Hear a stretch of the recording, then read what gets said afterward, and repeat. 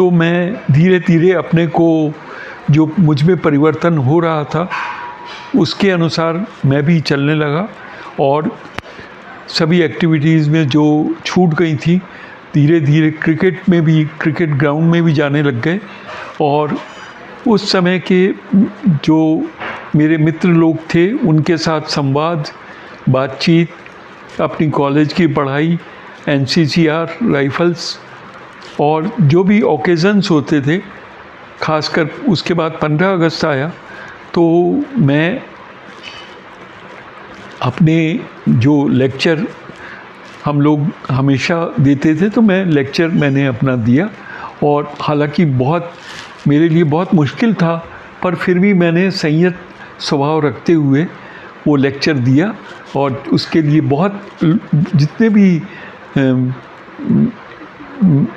सुनने वाले श्रोतागण थे मेरे,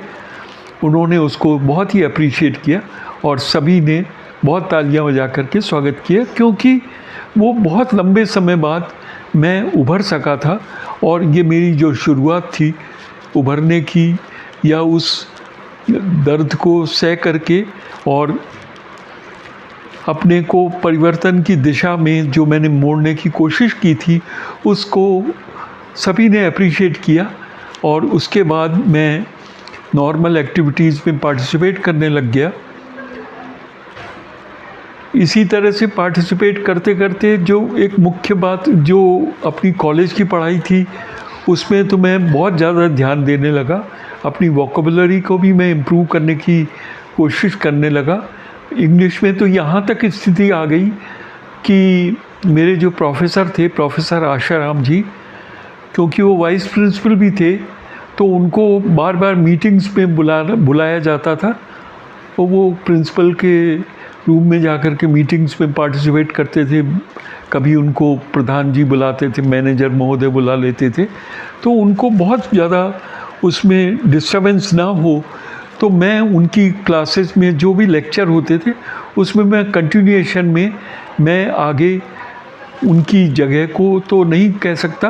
पर हाँ जो भी एक टीचर का रोल है वो करने की कोशिश करता था। और मैं उसको अपना जो क्लासरूम का व्यवधान है वो नहीं होने दे करके, जब तक प्रोफेसर आशाराम जी नहीं आते थे तब तक मैं उस क्लास को आगे कैरी करता रहता था। इसके साथ ही मेरी बॉटनी की जो क्लासेस थी उसमें मैं बहुत ज़्यादा ध्यान देने लगा। एग्रोनॉमी में तो मेरे जो क्लासमेट्स थे उनसे भी मैं बातें करता कि किस तरह से, जैसे सोइंग कब होगी, क्रॉप रोटेशन क्या है, किस किस तरह से हम, जैसे शुगर केन है या कोई भी फसलें हैं तो वो विंटर्स में कौन सी लेते हैं, समर्स में कौन सी लेते हैं, जिसको तो ये सब रबी खरीफ ये सब मैं उनसे भी डिस्कशन का एक पार्ट खाली बैठने के बजाय वो समझने लगा। मुझे धीरे धीरे सारी चीज़ें समझ में आने लगी और इस तरह से मैं अपने को जो एक पीछे मैं रह गया था उसको मैंने पिकअप करने की कोशिश की। बाकी मेरी सारी एक्टिविटीज़ जिस तरह से भी चलती थी वो सब चलती थी। मैं न्यूज़पेपर भी पढ़ता था और न्यूज़पेपर के इंग्लिश का ही न्यूज़पेपर पढ़ता था, खासकर हिंदुस्तान टाइम्स और इंडियन एक्सप्रेस, और उसके माध्यम से अपनी वोकेबुलरी को इम्प्रूव कर रहा था। अपना थोड़ा बहुत बोलने की भी कोशिश करता, तो धीरे धीरे मैंने पिकअप करना शुरू किया। हाँ, एक बात मैं खास इस मौके पे बताना चाह रहा था कि मैंने पिछले साल तो इस बात को ज़्यादा ध्यान नहीं दिया था, पर इस साल मैंने देखा कि लल्लन जी मेरा वैसे तो मामा थे, परंतु वो मुझसे थोड़ा छोटे ही थे, 10-15 दिन, इसलिए हम दोनों एक तरह से फ्रेंड्स की तरह से थे। हालांकि वो बहुत, यानी अब वो 8th या 9th क्लास में आ गए थे, पर वो एक पंडित जवाहरलाल नेहरू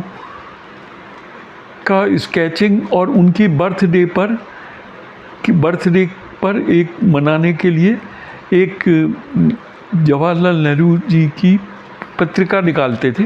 और वो सब हाथ से ही सारी वो लिखी जाती थी और हस्तलिपि से ही लिख करके, और वो पंडित नेहरू जब भी उधर से आते थे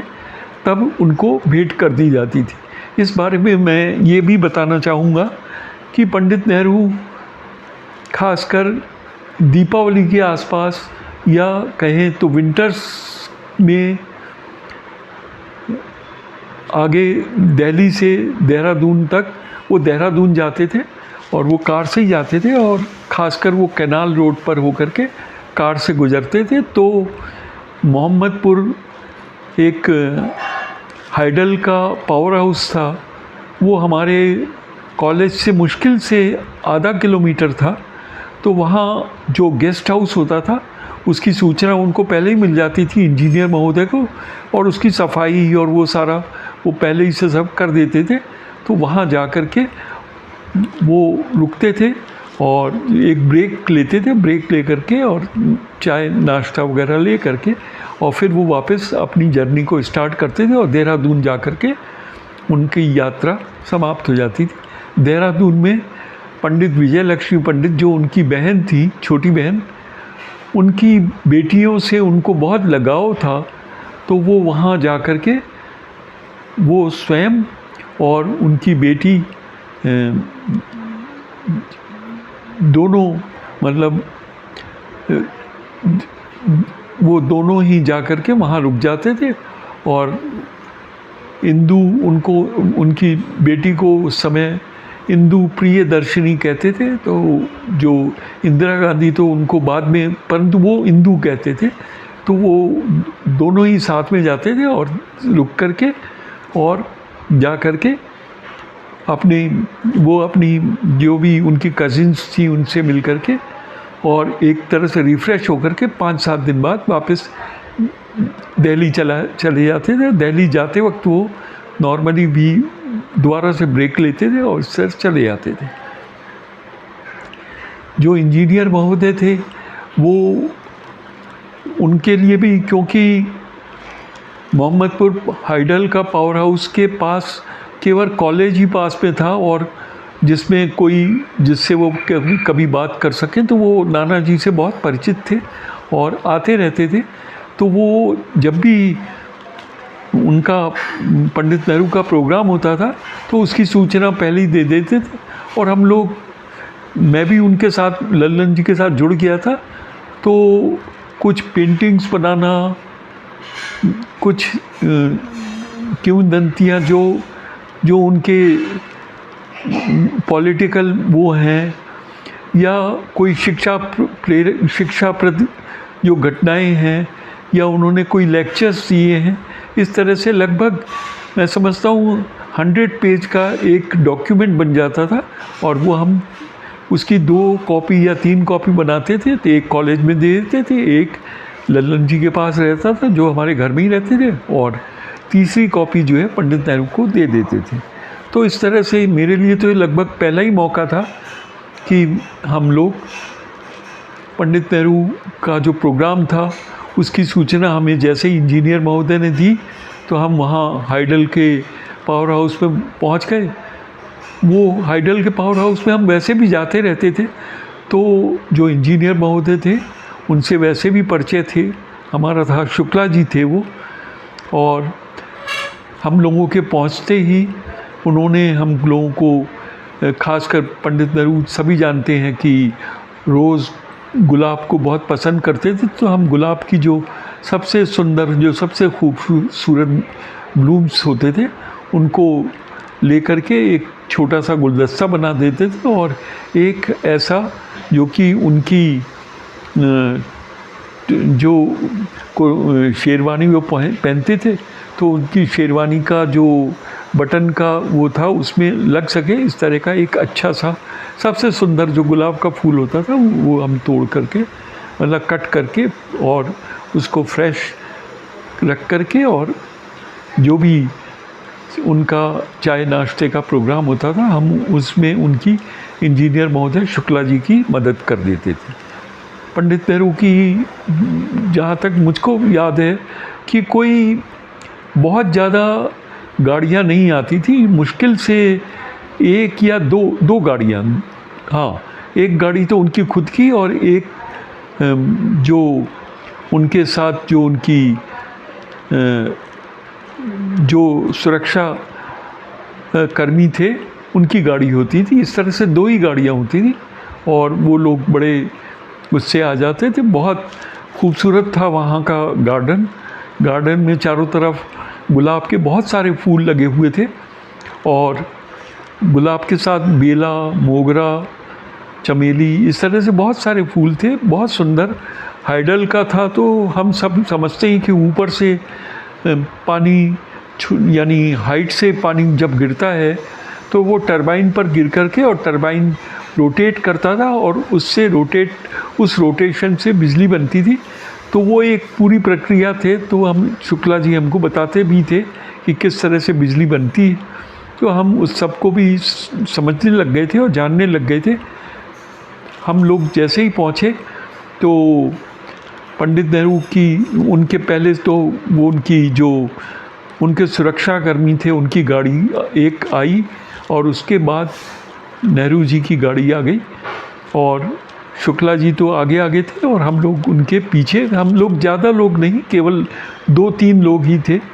जैसे एक तो गार्डनर थे जो माली, जो उस सारे सुंदरता का जो बगीचा था, जो सुंदर सा बगीचा था उसको क्रिएट उन्होंने किया था माली जी। तो वो माली पंडित नेहरू हमेशा चाहते थे कि भाई ये जो माली है उसको बहुत सम्मान देते थे वो, कि और शाबाशी भी देते थे, क्योंकि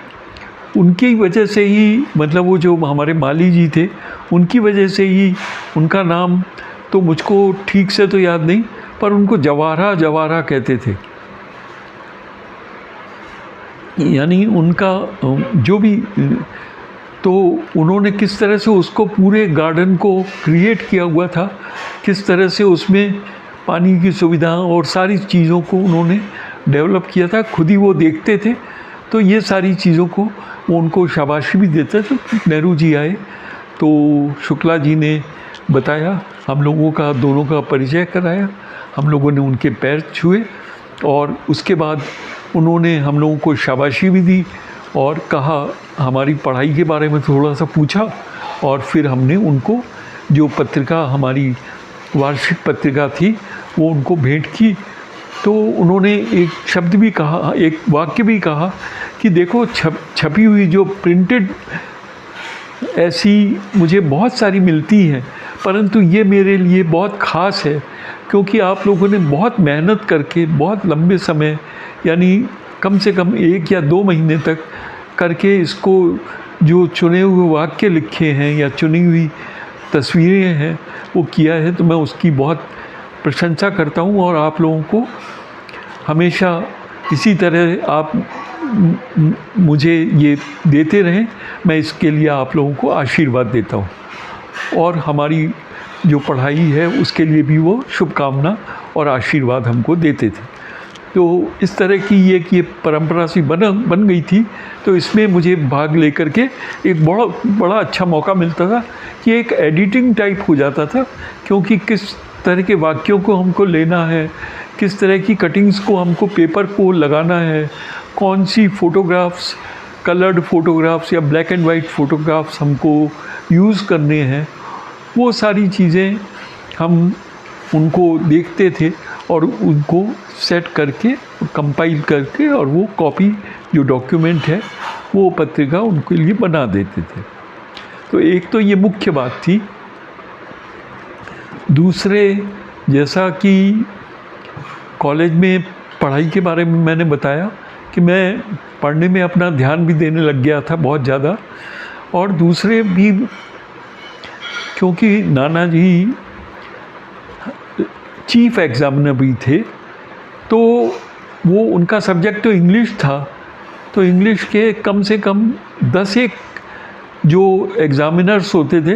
वो उनको कॉपियाँ भेजते थे और उन्होंने कैसे मार्किंग किया है वो देख करके, और अगर उसमें कोई चेंजेस करने हैं तो वो चेंजेस अपनी डिफरेंट कलर के पेंसिल से करते थे और वो कॉपियाँ उनको इंडिविजुअली सबको रिटर्न कर दी जाती थी। तो उसके बेसिस पर ही वो मार्किंग को किस तरह करना है, स्टैंडर्डाइज करना है, वो सब करते थे। तो मैंने खासकर उस समय जब वो कॉपियाँ जांची जाती थी, थोड़ा बहुत हम लोग भी सहयोग करते थे, क्योंकि फर्स्ट ईयर में ज़रूर थे, परंतु इंग्लिश मेरी भी अच्छी थी। मैं जैसा पहले ही बातचीत में बता ही चुका था कि 4th क्लास से इंग्लिश पढ़ ही रहा था, और इंग्लिश की मैगज़ीन से तो मैंने पढ़ाई शुरू ही की थी। मैं कभी वैसे भी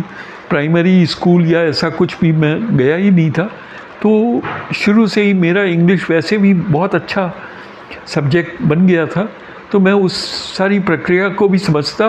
कि किस तरह से चीफ एग्ज़ामिनर या एग्ज़ामिनर मार्किंग करते हैं, तो हमें किस तरह से करना चाहिए।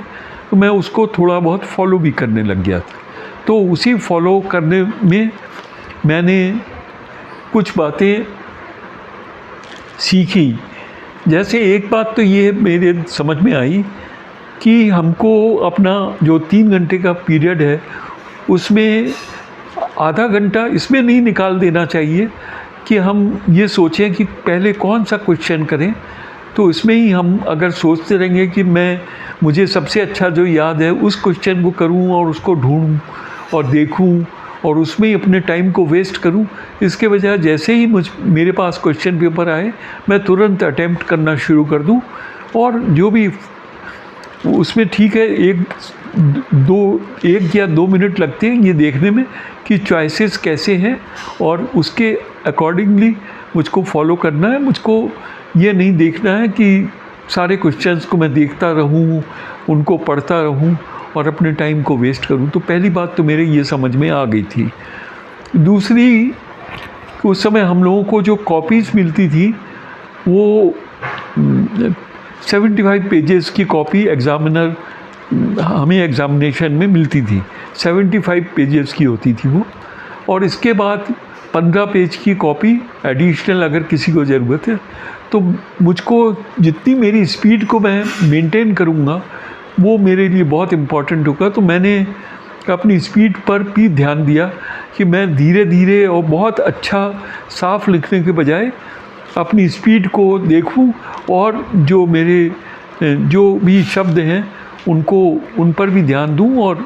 ये कोशिश करूं। उसी समय मेरे दिमाग में एक बात और भी आई कि अगर कोई भी एग्ज़ामिनर जो भी होते हैं वो ये देखते हैं कि कौन सी कॉपी एक्स्ट्रा ऑर्डिनरी है। तो अगर कोई एक्स्ट्रा ऑर्डिनरी वो हो सकता है कि बहुत अच्छी लिखी हुई हो, वो ये भी हो सकता है कि बहुत इलस्ट्रेशन में हो, ये भी हो सकता है कि उसमें डायग्राम बहुत हों। तो इन सब बातों को देख करके जो बेस्ट कॉपी है वो उसको स्टैंडर्ड बना लेते थे, और उसी के बेसिस पर दूसरे जो कॉपीज़ होती थी उनको जांचते थे। तो मेरे मन में भी आया कि मैं इस तरह का क्यों ना प्रयास करूं कि एग्ज़ामिनर सबसे पहले मेरी कॉपी देखे। जहाँ तक उन दिनों हमारे कॉलेज में जितने भी स्टूडेंट्स थे सभी हिंदी में ही लिखते थे। तो मेरे मन में विचार आया कि हिंदी में लिखने के बजाय क्यों ना मैं अपने सारे पेपर्स को इंग्लिश में अटेम्प्ट करूं। अगर ये 200 कॉपीज़ जो कि एग्ज़ामिनर के पास पहुंचती थी एक समय में, तो उसमें एक ही ऐसी कॉपी होगी जो इंग्लिश में होगी, तो निश्चित ही एग्ज़ामिनर का ध्यान उस पर आएगा। तो पहला काम तो मैंने ये किया कि इंग्लिश में जो भी अपना होमवर्क भी करता था वो मैं अब इंग्लिश में करने लगा, और स्पीड को मेंटेन करना टाइम से देख करके मैं अपनी स्पीड को लगातार इम्प्रूव करने लगा। तो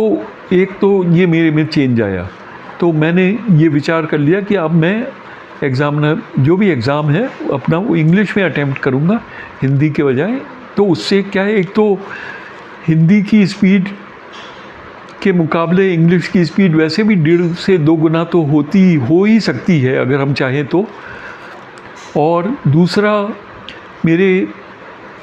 जो मैंने एक सीखा या चेंज मेरे मन में आया वो ये कि बहुत सारी कलर्ड, खासकर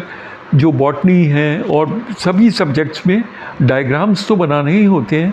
तो वो डायग्राम्स मैं कलर्ड पेंसिल से बनाऊं,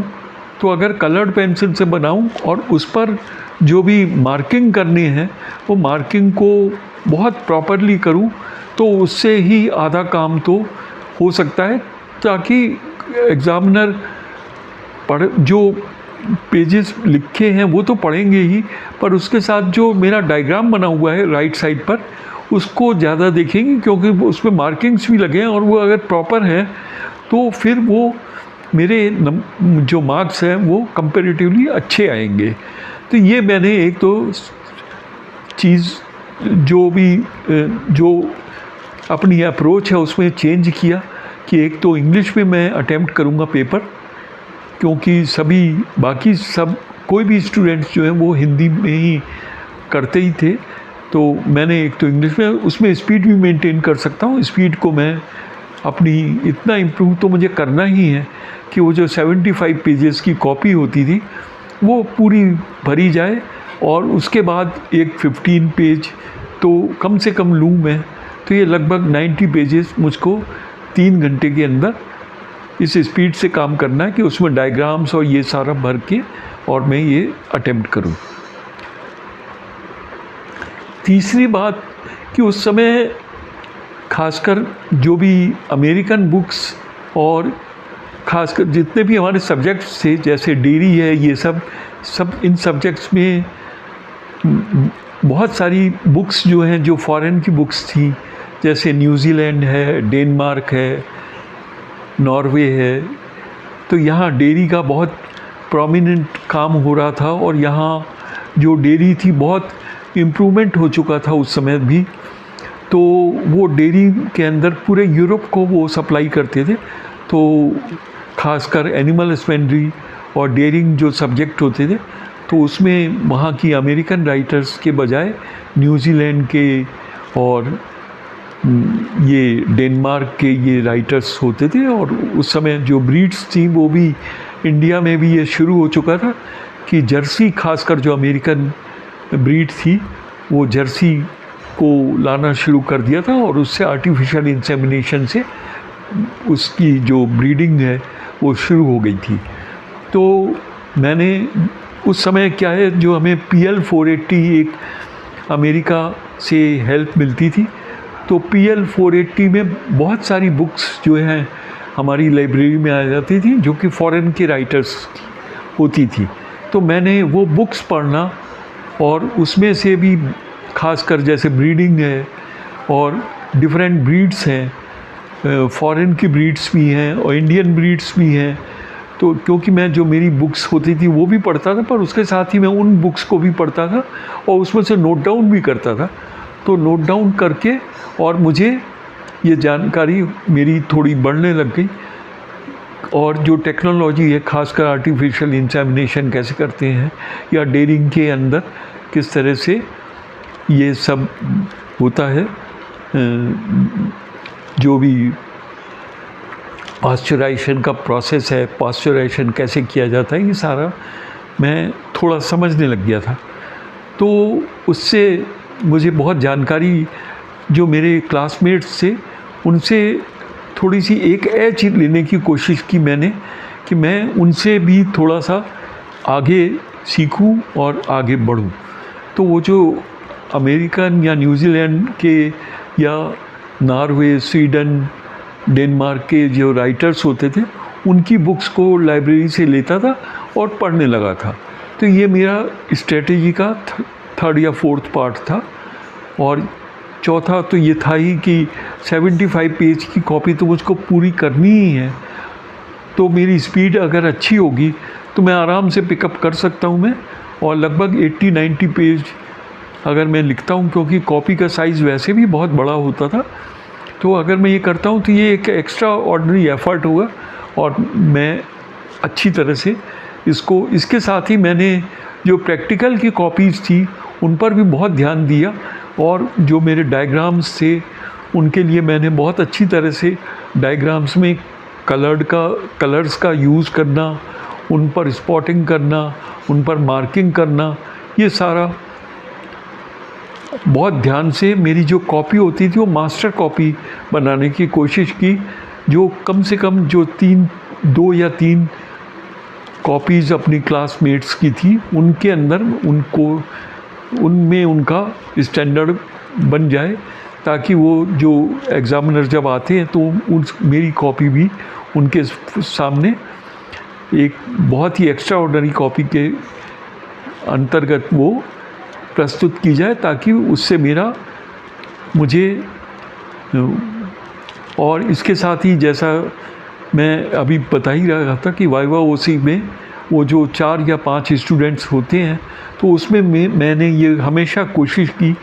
कि वाइवा ओसी अपनी थोड़ी इम्प्रूव करूं, और जो डिफरेंट क्वेश्चंस हैं उनको अलग से, जैसे क्लास में तो खैर बोलते ही हैं, पर क्लास के अलावा भी मैं घर में भी क्लास अपने रूम के अंदर बैठ कर के बोलना, अगर कहीं बाहर भी जा रहे हैं तो उन सबको दोहराना। जैसे मैं मैनेजर महोदय के पास न्यूज़पेपर लेके जाता था तो उस समय भी मैं दोहराता था और वोकैबुलरी को भी इम्प्रूव कर रहा था। तो इस तरह से मैंने अपने प्रयास शुरू किए कि मैं अब जो पीछे हो गया है उसको बिल्कुल उससे अलग एक मेरी ग्रोथ जो है वो मिरेकुलस ग्रोथ हो, मैं उसकी ओर बढ़ने लगा।